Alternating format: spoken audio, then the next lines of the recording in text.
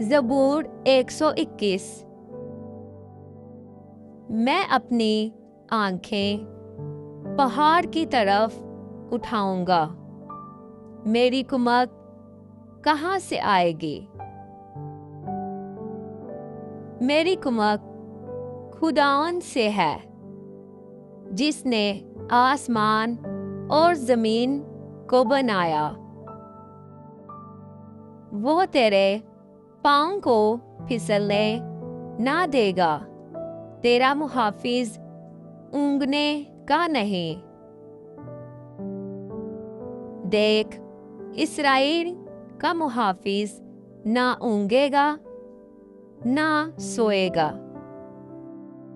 خداوند تیرا محافظ ہے، خداوند تیرے دہنے ہاتھ پر تیرا سائبان ہے۔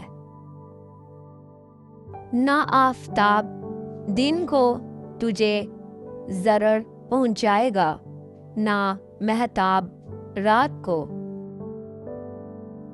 خداوند ہر بلا سے تجھے محفوظ رکھے گا اور تیری جان کو محفوظ رکھے گا۔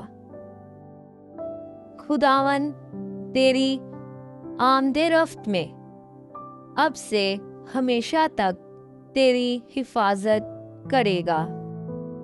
آمین۔